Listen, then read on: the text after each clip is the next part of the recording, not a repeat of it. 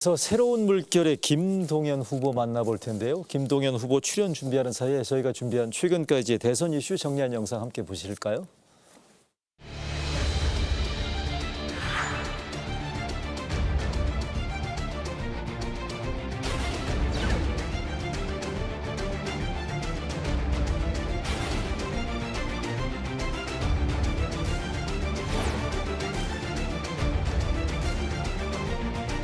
심상정과 윤석열의 대결입니다.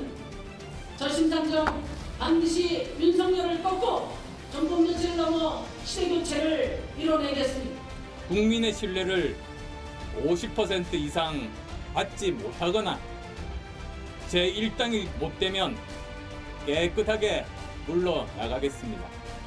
두 후보 다 재정의 일도 모르고 하는 소리다라고 얘기할 수밖에 없겠습니다. 포퓰리즘에 의지한 선거 전략이 아니겠느냐는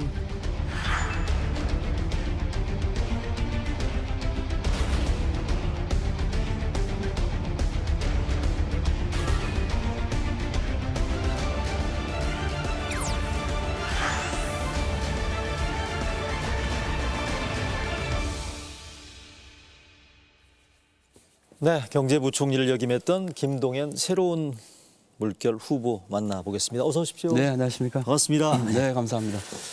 김동연 후보께서 창당 선언하시고 대권 행보를 이어가고 계십니다. 지금 보니까 지역 순회도 하고 계시네요. 네, 네. 분위기가 어때요? 만나보시니까 유권자들. 네, 아주 좋았습니다. 최근에 전라남도 갔습니다. 한 주는 강진 네. 가서 다산 유배지를 돌아봤고요. 며칠 전에는 순천, 광양, 여수 갔고 다음 주에는 광주. 그래요? 네, 이렇게 혼합장 먼저 좀 쭉 가고 있었고요. 특별히 또 제가 인연도 있고 해서 아주 분위기도 좋고 많이 환대해 주셔서 힘을 많이 얻고 있습니다.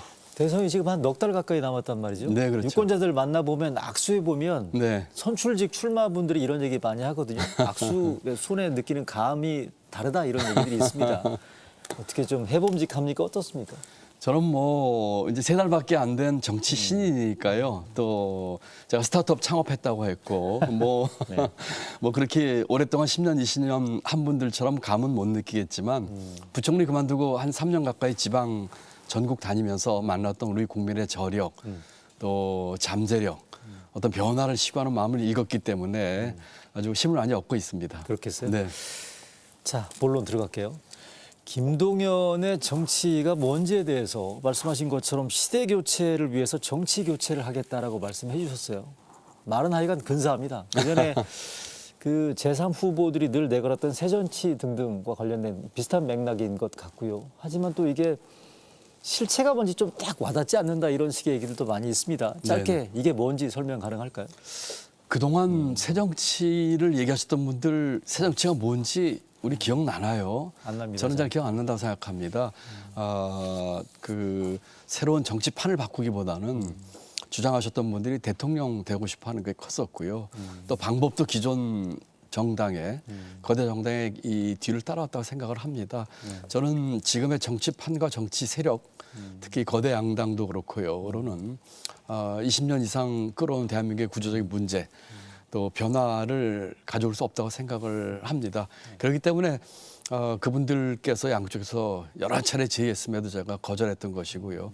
그래서 이 판 자체를 바꾸지 않고는 대한민국을 바꿀 수 없겠다 하는 생각을 합니다. 그래서 지금 제가 규정하는 대한민국 구조적인 문제를 하나로만 얘기한다면 저는 기득권 공화국이라고 얘기하고 있거든요. 그래서 그런 기득권 공화국을 기회가 넘치는 나라로 만들겠다. 그런 생각으로 출사표를 던졌습니다. 네, 들었어요. 최근의 지지율 상태를 보게 되면 뭐 인지도나 이런 부분들이 좀 아쉬운 선거 시작하신 지 지금 석 달밖에 안 됐기 때문에 당연한 현상이긴 합니다만 좀 최근의 여론조사 한번 보여주시겠습니까? 김동연 후보가 현재 어느 정도의 지지율을 네. 보이고 있는지. 최근에 보면 양강 구도죠. 이재명, 윤석열 그 거대 정당 후보 간의 양강 구도가 형성되는 가운데 방금 출연했던 심상정 후보, 안철수 후보에 이어서 지금 보면 제3지대 이른바 후보들 가운데서도 아직은 좀 지지세가 미약하다라는 그런 평가들이 좀 있는 게 현실이에요. 네, 그렇습니다. 이거 어떻게 돌파하시겠습니까? 저는 전공법으로 돌파를 할 생각입니다. 전공법. 이제까지의 그 정치 구도는 양당 그 거대 양당의 후보들이 서로 네거티브하고 헐뜯고 과거 얘기하고 하는 식으로 했거든요. 그러다 보니까 이 정치판과 이 대선 전국이 아주 혼탁합니다. 이런 식으로 가가지고 대한민국 앞으로 5년 미래를 맡긴다고 하는 것은 대단히 참 불행스러운 일이죠. 전공법으로 비전을 제시하고 정책 컨텐츠를 가지고 하겠습니다. 그리고 또 하나 중요한 것은 문제 해결 능력이라고 생각합니다.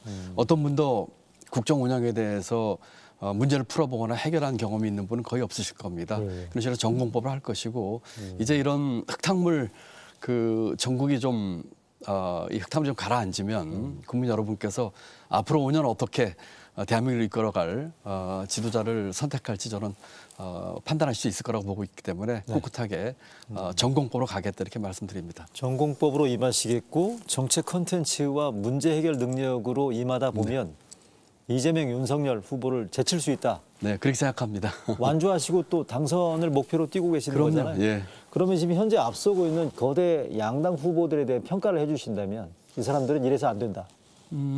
글쎄요, 뭐 두 분들을 이제 함께 이렇게 공동적으로 보면 공통점이 있는 것 같습니다. 첫째로는 국정 경영 능력이 있을까 하는 점에서 의심을 가질 수밖에 없고요. 한 분은 평생 수사하면서 과거를 재단하셨던 일을 한 분이고 한 분은 지방자치단체를 운영하셨던 분입니다. 지방자치단체와 이 국가 경영은 많이 차이가 나기 때문에 그렇죠. 두 분 다 국가 경영에서 과연 어떤 역량과 문제 해결 능력을 보일지 두 번째는 각종 여러 가지 사건들 또는 비리와 연루되어 있는 이런 것들에 대해서 국민들이 굉장히 불안해하고 있습니다.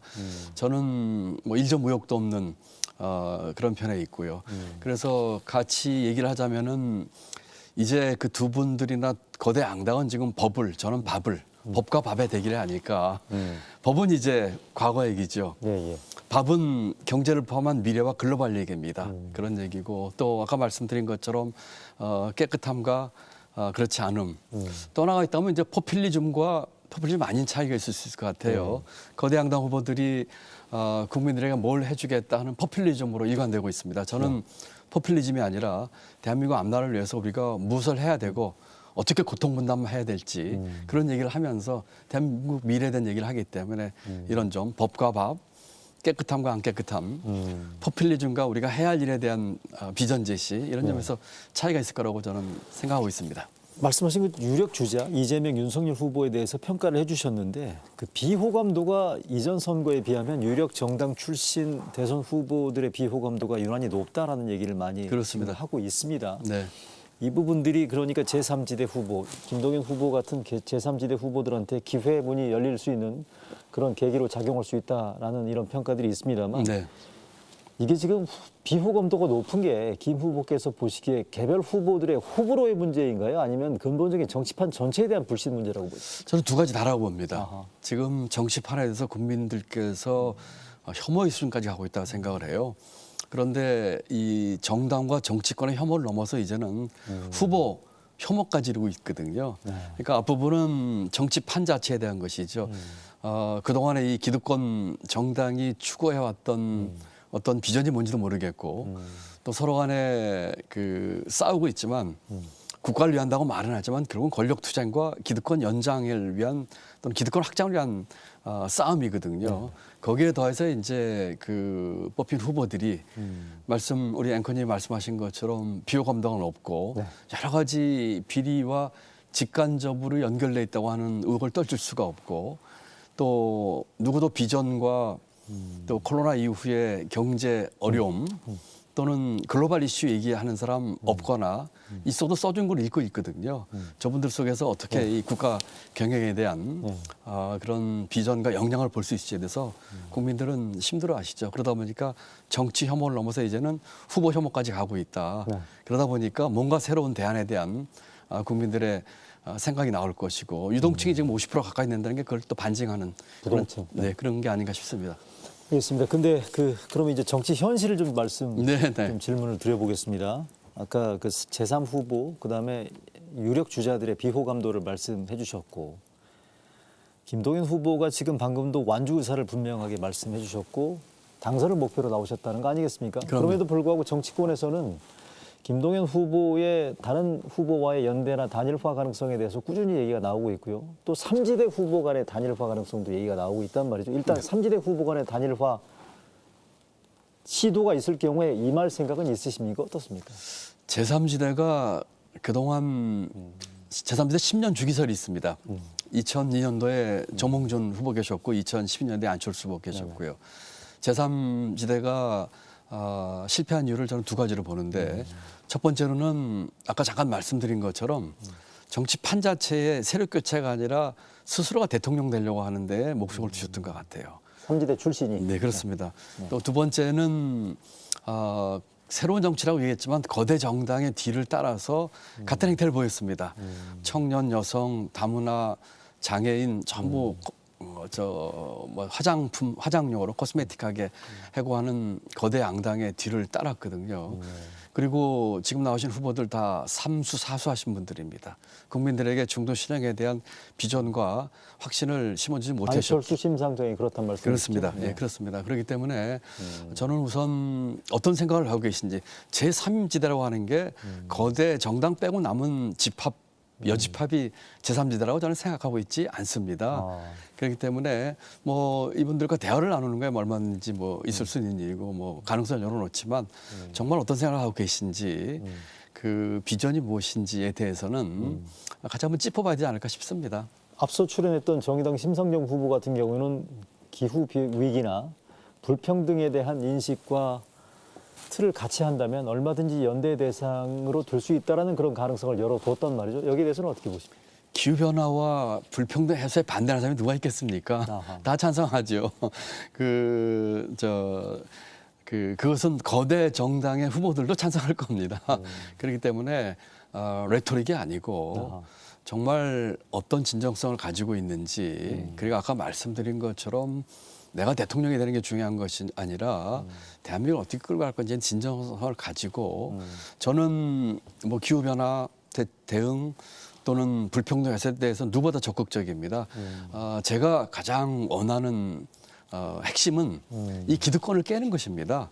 지금 이 대한민국의 기득권 사회를 깨는 것이죠. 대장동 사건이 가장 대표적인 예입니다. 이제까지 제3지대도 기득권의 한 축이었어요. 아하. 그래서 자기 스스로가 기득권을 내려놓고 그리고 우리 국민에게 더 많은 기회, 더 고른 기회, 더 나은 기회를 줄 수 있는 네. 그런 것에 대해서 동의한다면 제3당이든 양당 후보든 저는 그런 데에 대한 뜻을 같이 할 수 있다면 대화할 수 있겠죠. 그렇지만 정치 공학으로 뭐 단일화하거나 새 유불리에 따라서 뭉치고 터지고 하는 것은 제가 원하지 않고 혐오합니다.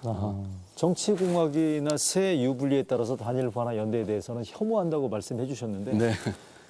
문재인 정부 출신, 기재부 장관 출신이다 보니까 일단 여권을 중심으로 해서 내년 대선에서 김동연 후보께서 뭐 예컨대 광역단체장 후보를 제안받고 여당 후보를 지지 선언할 수도 있지 않느냐라는 그런 기대 반, 전망 반 있거든요. 확실하게 선을 좀 그어주시죠, 오늘 나오신 김에. 제가 지난 한 2년 동안 정치 권유를 많이 받았습니다. 네. 거대 여야. 양당으로부터 똑같이 받았습니다. 총선 권유를 받았고요. 일반적으로 보면 거절할 수 없는 지혜를 받았고요. 지난번 서울시장 보궐선거도 양당으로부터 다 받았습니다. 또 이번 대선 경선 레이스에도 두 군데서 나와달라고 요청을 받았는데 네. 제가 다 단호하게 거절했습니다. 만약에 제가 뭐 단일화나 또는 그와 같은 자리를 탐하거나 또는 현실적인 이득에 관심이 있었다면은 뭔가를 했었겠죠. 그런데 단호하게 거절한 것은 지금의 그 판에 들어가서는 안 된다고 생각했기 때문이거든요. 지금 정치판이라고 하는 붕어빵 틀이 있어요. 그 속에 새로운 밀가루 반죽 넣는다고 해서 붕어빵 외에 나올 게 뭐가 있겠습니까? 그렇기 때문에 판 자체를 바꿔야 됩니다. 예, 판 자체를 바꿔야 됩니다. 붕어빵 틀 자체를 바꾸지 않으면은 대한민국이 발전할 수 없습니다.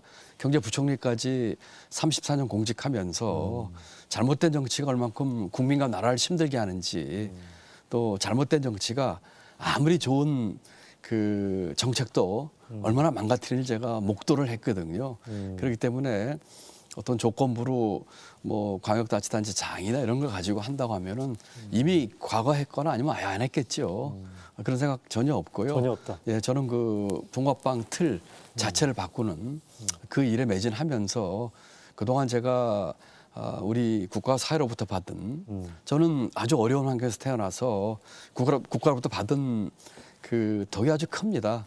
제가 청계천 무화과 판잣집에서 경제부총리까지 됐는데 사심 없이 그 받은 걸 국가에 돌려주려고 하는 그런 마음으로 제가 이렇게 임하고 있습니다. 지금도 여야 모두 공히 도와달라는 얘기가 나올 거 아니겠습니까? 지금도 듣고 있죠, 계속. 누구 우리 밀어달라, 지지 선언해달라. 네. 지난번 저희 창준이 발기인대 때가 대표적인 예였죠. 양당 대표께서 오셔서 덕담 플러스 다 우리 편이고 뜻이 같지 않습니까? 그런 말씀을 해주셨고 또 김정인 박사께서는 저를 뭐 일론 머스크에 비유하면서 거대 자동차 회사들이 일론 머스크가 처음에 전기 자동차겠지 비웃었지만 지금 따라한다 이런 말씀까지 하셨는데 지금도 뭐 상당히 우호적인 이런저런 얘기를 많이 듣고 또 연락도 받고 있습니다. 네, 알겠습니다.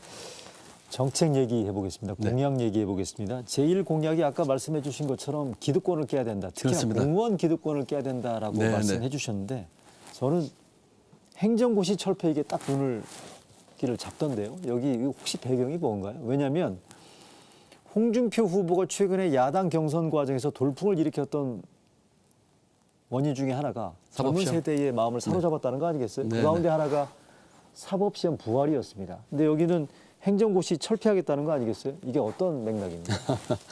사법시험도 그렇고 지금 법전원도 그렇고 다 문제가 있습니다. 행정고시도 이 장점도 있지만 단점도 있습니다.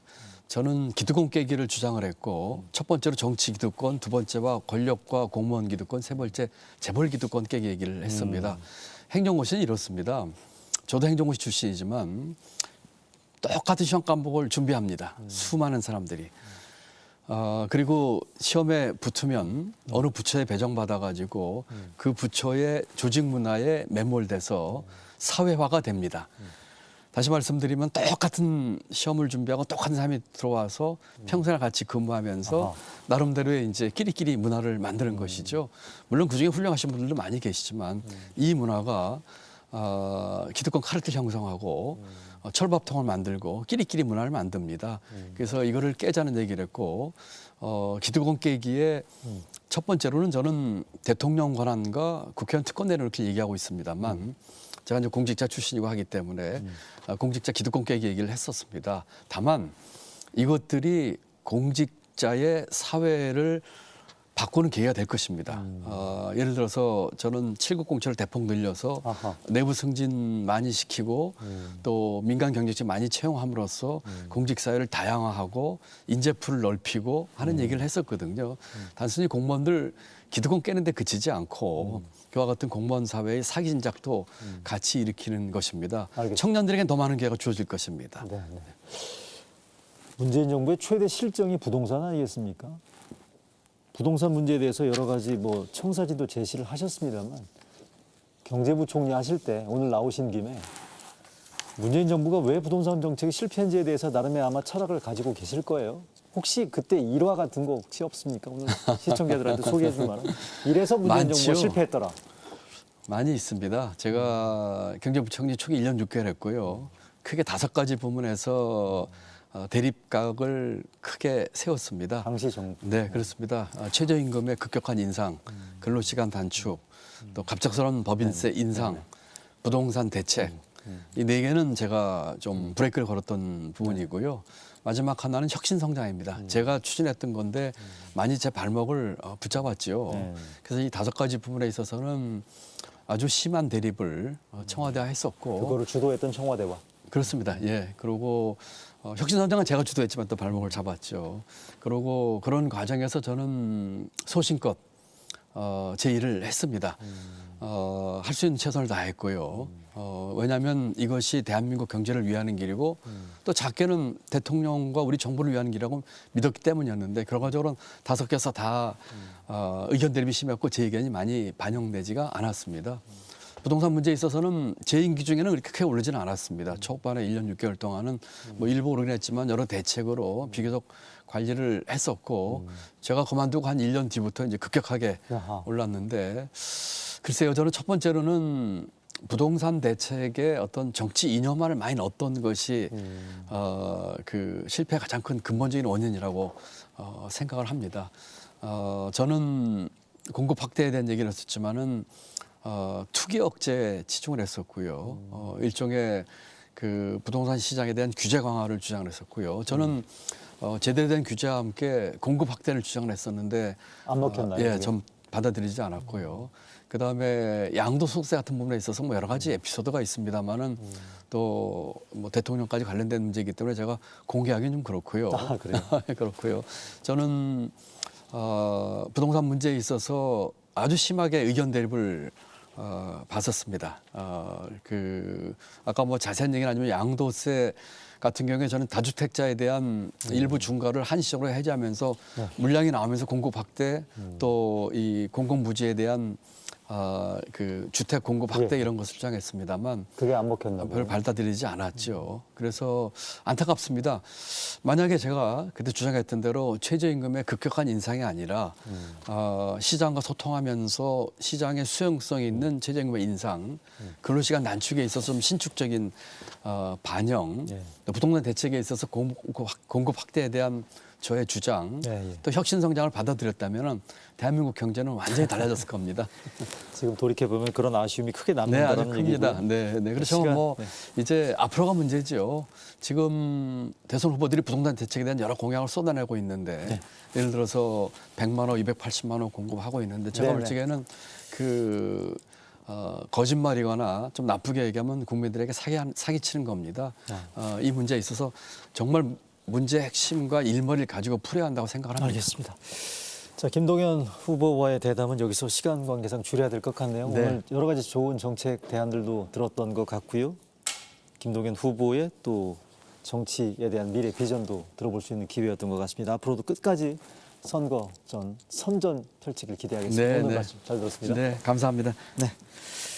네, 이루어진다 라이브 오늘 순서 마치겠습니다. 날이 좀 풀렸네요. 행복한 일요일, 휴일 되시고요. 함께해 주신 여러분 고맙습니다.